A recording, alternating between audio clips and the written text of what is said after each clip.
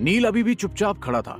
उसे समझ नहीं आया कि वो आदमी क्या बोल रहा था कि तभी उस आदमी ने फिर से कहा, मैं आपका दुश्मन नहीं बल्कि दोस्त हूँ। मुझे बताइए आपको कहाँ जाना है, मैं छोड़ दूंगा। इतना कहकर उसने अपना हाथ हिलाया और सड़क के दूसरी तरफ 4 सफेद घोड़ों वाली एक बग्घी प्रकट हो गई। नील ने चौंक कर आसपास देखा। अच्छा हुआ कि सुबह का वक्त था और आसपास ज्यादा लोग नहीं थे। उसने जल्दी से कहा, आप कौन हैं? मैंने आपको पहचाना नहीं। बूढ़ा बोला, ऐसा कैसे हो सकता है? स्काई माउंटेन सेक्ट में सब मुझे पहचानते हैं। नील समझ चुका था कि उस बूढ़े को कोई गलतफहमी हुई है। उसने सर हिलाते हुए कहा, आपको कुछ मिसअंडरस्टैंडिंग हो रही है। आप जो समझ रहे हैं वो मैं नहीं हूं। ये सुनते ही आदमी ने अजीब तरीके से नील को देखते हुए कहा, आप झूठ बोल रहे हैं ना? ऐसा कैसे हो सकता है? आपके पास 5 एलिमेंट्स का एसेंस और एक स्नो लायन है। ये बहुत ही अजीब है कि आप स्काई माउंटेन सेक्ट के स्टूडेंट नहीं है। मुझे यकीन नहीं हो रहा। खैर, अगर आप मेरे साथ नहीं चलना चाहते तो मैं जाता हूँ। इतना बोलकर वो आदमी वहां से निकल गया और नील ने हैरानी से सिम्बा की तरफ देखा और सिम्बा ने भी उसे वापस देखा। नील खुद से ही बड़बड़ाया, जैसे खुद को कुछ समझाने की कोशिश कर रहा हो। स्नो लायन और स्काई माउंटेन सेक्ट, इनका कुछ रिलेशन तो जरूर है। कहीं ये वही सोल कल्टीवेटर तो नहीं जो उन गुफाओं में रहते थे? मगर ये अजीब बूढ़ा अचानक शहर में क्यों आया? इस बारे में किसी से पूछना पड़ेगा। उस बूढ़े का अचानक नील के सामने आना और उससे सवाल पूछना नील को परेशान कर रहा था। नील उसी के बारे में सोचते हुए जा रहा था कि अचानक उसे याद आया, कहीं ये भी ड्रैगन टावर के पीछे तो इस शहर में नहीं घूम रहा। नील का दिमाग और उलझ गया। शक्ति को देखकर नील उसको सब बताना चाहता था, लेकिन तभी उसकी नजर शेरी पर गई। वो उठ चुकी थी और अभी भी थकी हुई दिखाई दे रही थी। शेरी को देखते ही सिम्बा तुरंत छोटा होकर उसकी बाहों में कूद गया। सिम्बा ने धीरे से आवाज की और शेरी के सीने पर अपने सर को रगड़ने लगा। सिम्बा को ऐसा करते देख नील को थोड़ी सी जलन हुई और उसने खुद से कहा, लगता है इस छोटे साहब को एक अच्छे सबक की जरूरत है। उसके इतना पास रहने का हक सिर्फ मुझे है और किसी को नहीं, इसे भी नहीं। इसे समझाना पड़ेगा कि ये शेरी को इस तरह से नहीं छू सकता। अचानक शक्ति की आवाज से नील का ध्यान टूटा, जो उसे देखकर पैकेट के बारे में पूछ रही थी। तुम ब्रेकफास्ट लेकर आ गए? लेकिन मुझे ये इतना ज्यादा क्यों लग रहा है? नील ने उसे देखकर मुस्कुराते हुए कहा, वो मुझे लगा कि आप दोनों को दिन में भी खाने की जरूरत होगी, इसलिए मैंने लंच भी पैक करवा लिया। इस बार नील ने शक्ति को देखते हुए कहा, मुझे आपसे ड्रैगन टावर के बारे में एक बात पूछनी है। इतना सुनते ही शक्ति के साथ साथ शेरी के कान भी खड़े हो गए और वो दोनों नील को देखने लगी। शक्ति ने अजीब नजरों से नील को देखते हुए पूछा, बोलो, क्या पूछना चाहते हो? शक्ति की बात से नील रिलैक्स हो गया कि शेरी के सामने बताने में शक्ति को कोई प्रॉब्लम नहीं थी। तो नील ने बताना शुरू किया, जो कल्टीवेटर ड्रैगन टावर के अंदर घुसने की कोशिश कर रहे हैं वो सभी ड्रैगन ट्राइब से नहीं है। मुझे ऐसा लगता है, शायद आपको इस बारे में पता है ना? थोड़ी देर तक शक्ति ने नील को चुपचाप शांत नजरों से देखा और फिर कहना शुरू किया, ड्रैगन टावर किसी की भी प्राइवेट प्रॉपर्टी नहीं है, इसलिए ड्रैगन टावर के आसपास जितने भी कल्टीवेटर है, जरूरी नहीं है कि सब ड्रैगन ट्राइब से ही हों, लेकिन उसे ड्रैगन के पूर्वजों ने बनाया था, इसलिए ड्रैगन्स उस पर अपना हक समझते हैं। शक्ति और नील की बातें शेरी को समझ नहीं आ रही थी, इसलिए उसने अपनी पलकें झपकाई। शक्ति ने नील को आगे समझाया, लेकिन बाकी के जितने भी कल्टीवेटर हैं वो 5वें स्वर्ग से नीचे आकर कोई भी गड़बड़ करने की हिम्मत नहीं कर सकते, क्योंकि अगर वो यहाँ आकर मर जाते हैं तो इसकी जिम्मेदारी उनकी अपनी होगी। अचानक शेरी बीच में बोल पड़ी, आप दोनों किस बारे में बात कर रहे हैं? मुझे भी बताओ। शक्ति और नील एकदम से चौंक गए, क्योंकि अपनी बातों में वो इस चीज को तो एक पल के लिए भूल ही गए थे कि शेरी भी वहीं पर है। शक्ति ने बात संभालते हुए शेरी को देखकर कहा, अभी तुम्हारी तबीयत ठीक नहीं है ना, तो अपना ध्यान रखो और बाकी की बातें मैं तुम्हें आराम से बता दूंगी। अचानक नील को जैसे सब कुछ समझ आ गया कि वो आदमी इतनी जल्दी में वहां से क्यों चला गया था, क्योंकि अगर वो जमीन पर बहुत लंबे वक्त तक रहता तो खतरे में पड़ सकता था। 5वां स्वर्ग एक डिवाइन लाइन थी। इंसानी कल्टीवेटर और उनकी ट्राइब्स इसके ऊपर रहती थी, जबकि ड्रैगन कल्टीवेटर और उनकी ट्राइब्स इसके नीचे। भले ही ये कोई कड़ा नियम नहीं था, लेकिन सब लोग इसे मानते थे। विराट जैसे शक्तिशाली योद्धा अभी भी इस बॉर्डर को हटा सकते थे और 7वें स्वर्ग तक जा सकते थे। बस शर्त ये थी कि वो स्वर्ग के नियमों को ना तोड़े, और अगर वो 8वें स्वर्ग तक पहुंचते तो सब लोग मुसीबत में पड़ जाते। इसके बाद सब लोगों ने साथ में ब्रेकफास्ट किया ब्रेकफास्ट के बाद नील बोला, अच्छा अब मुझे कॉलेज के लिए निकलना होगा। इतना कहकर नील उठा तो शैरी भी उठने लगी, मगर शैरी जैसे ही कुर्सी से खड़ी हुई उसे हल्का सा चक्कर आया और वो झुक गई।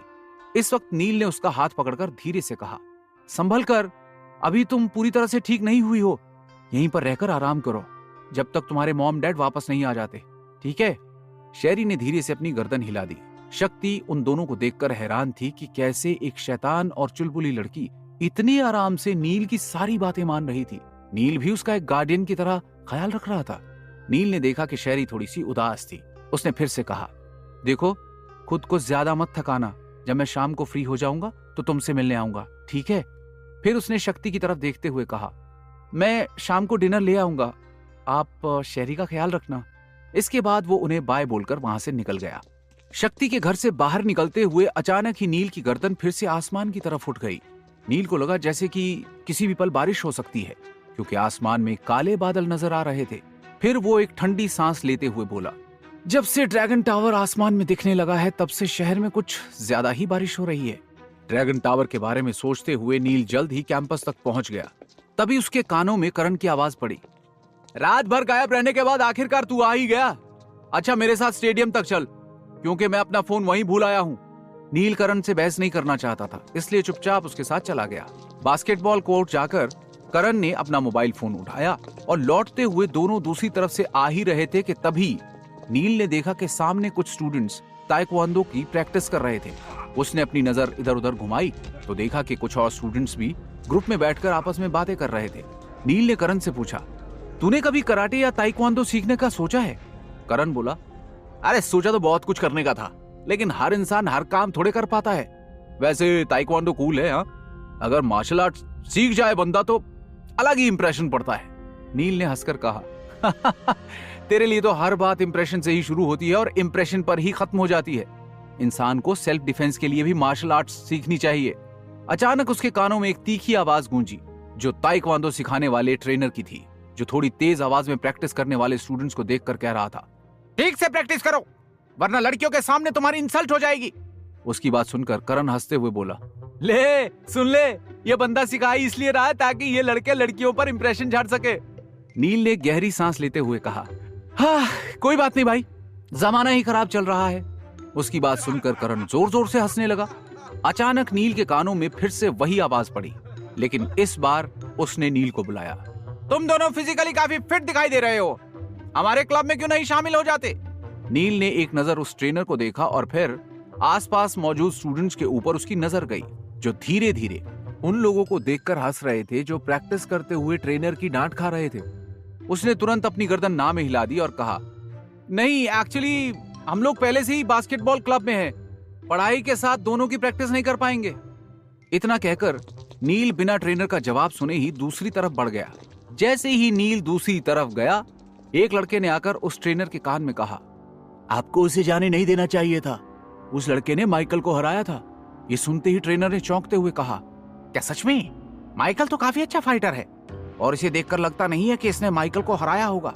लड़का बोला, इसीलिए तो मैं कह रहा हूँ, अगर नील हमारे क्लब में आ गया तो उसके पीछे पीछे कई और लड़के क्लब ज्वाइन कर लेंगे।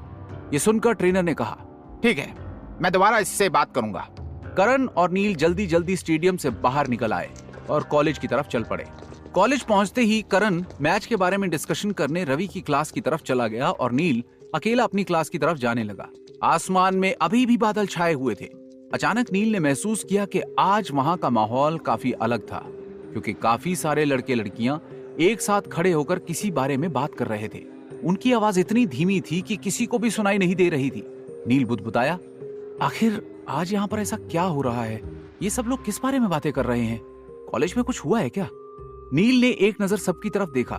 सब लोग सिंपल से स्टूडेंट्स लग रहे थे, लेकिन उसने एक अजीब बात नोटिस की कि वो लोग बातें करते करते आसमान की तरफ देखकर उंगली से कुछ इशारा कर रहे थे।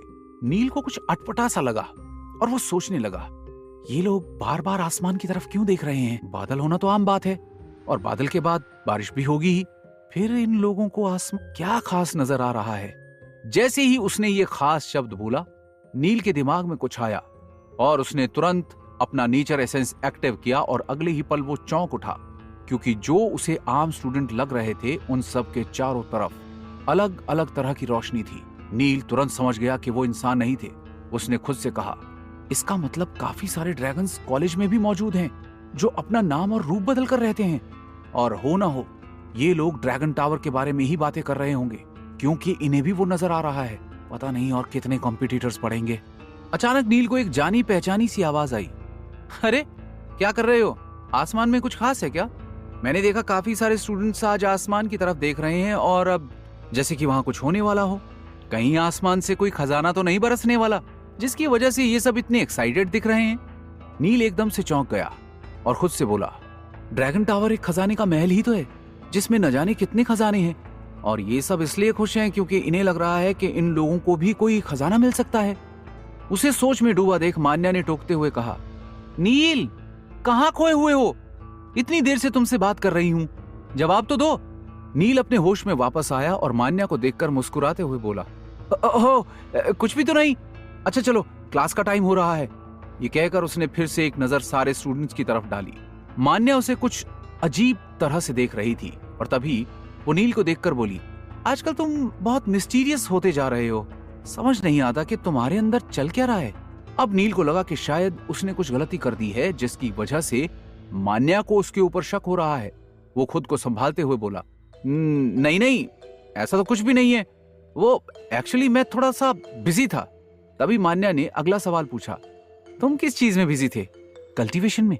ये सुनते ही नील ने चौंक कर मान्या की तरफ देखा जो आंखों में आंखें डालकर उससे सवाल पूछ रही थी। नील हड़बड़ा उठा, नहीं वो मैं। उसे हड़बड़ाते हुए देखकर मान्या हंस पड़ी और बोली, अरे तुम तो घबरा गए। तुम पिछली बार मुझसे पूछ रहे थे ना कि मैंने कल्टीवेशन के बारे में कहां से सुना, बस इसीलिए मैंने तुमसे पूछ लिया। मान्या का यह कहना था कि नील ने उसे फिर से गहरी नजरों से देखा। उसे ऐसा लग रहा था जैसे मान्या कोई पहेली सुलझाने की कोशिश कर रही है। अब तक नील संभल चुका था। उसने मान्या से पूछा, मैंने तो कुछ पुरानी किताबों में इस बारे में पढ़ा था, लेकिन तुम कल्टीवेशन के बारे में कैसे जानती हो?